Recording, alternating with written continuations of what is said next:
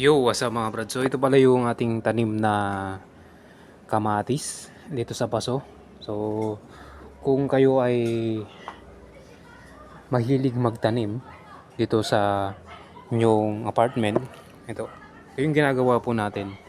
Tatanim po tayo ng kamatis. Ito, galing siya sa plastic ng tubig, bottled water, Hinati lang po natin. Tapos tinanaman po natin. So, tataka kayo kung bakit ito yung video ko. Ang original naman talaga is ito po yung content natin. So, nagkaano lang po tayo sa Shopee pero mag-upload pa rin tayo sa mga tutorial sa affiliate. Okay. So, kung hindi ka interested sa farming, okay lang naman. Huwag ka lang mag-unsubscribe, okay? So, ito yung tanim nating kamatis dito sa paso.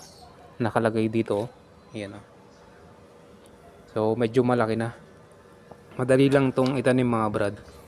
Actually, yung kamatis na nabibili natin sa palengke, pwede po yun. Kung pang garden lang, kalalagay ko lang ng abono. Ilagay natin dyan. Ito medyo bansot siya kasi hindi maganda yung lupa. Pero ito, maganda yung lupa dahil loam soil siya mga brad. Open pollinated po yung kamatis natin. Ibig sabihin, yung nabili lang natin sa palengke. Yung kinain natin tapos tinanim natin dito. Itong mga hindi ko naman binili ay hindi ko naman open pollinated tong mga to. Ito, yan.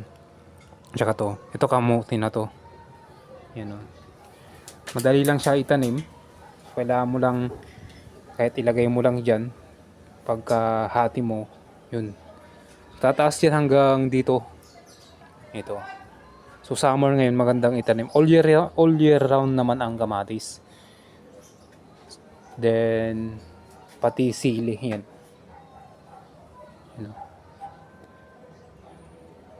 Every hapon natin tinatanim. Soon kasi ang dating na tanim ko dito is talong. Para at least hindi sayang yung space. Tignan nyo naman hindi sayang naman yung space diba? At least natataniman natin. Ito kasi ang dati kong ginagawa sa probinsya. Pero ngayon nasa tayo kasi Bulacan, so walang farm dito. Ito lang na area. Yan. Ito. So ito yung pinagkakakitaan natin dati. Pero unti-unti nating binabalik kasi na tayo, parang medyo kakaroon na tayo ng opportunity baka pag tanim ulit. Dahil ito naman talaga yung original na content ko. Hindi lang na-upload yung iba dahil nasira yung yung cellphone ko. Sayang nga yung video yun. Marami ang mga tanim ko dun, mga pipino. Then marami, mga sitaw. Sayang nga nasira lang. Pero ito gumagawa tayo ng bago para at least meron tayong bagong video. So pwede nyo din itong gawin. Magtanim kayo sa inyong bahay. Kahit mga plastic bottle lang, kahit hindi naman kailangan binibili. Ito, pero yung lupa nyo, suggest na haluan nyo ng loam soil ito. Maganda tong lupang to. May loam soil siya, tapos natural soil. Then lagyan nyo din mga pinagbalatan yung saging, mga pinagkainan nyo para maging fertilizer.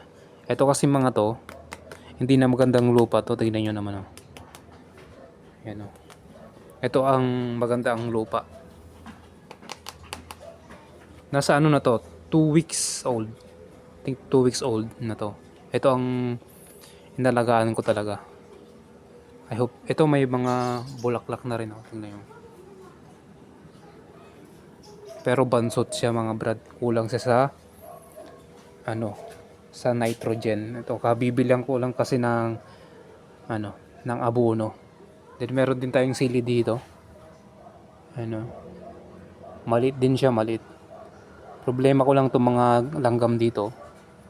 So soon siguro kung meron na tayong lupa, ito yung ating magiging business. Kaya naman pagsabayin ang yan, yung affiliate tsaka itong agriculture. Okay? So hindi sa affiliate kasi hindi mo naman kailangan bantayan. Ito kailangan mo bantayan. Pero kailangan time management lang yan. Ito yung, yun. So parang ang kamatis ngayon sa Nueva Ecija is mura. Sobrang mura. Kaya ang parang per kilo ngayon is 20 pesos. So ang dami na nun mga 20 pesos. Eh, sarap-sarap ng kamatis. Yun, dahil Ilocano kasi tayo. Yan, hilig natin magtanim ng gulay mga brad. Yan. So every morning nating dinidiligan to. Nakikita natin kasi tabi lang naman ng apartment. Yan, may kamote rin tayo dito. Pero kunti lang. Buti napayagan tayo ng ating landlady pang practice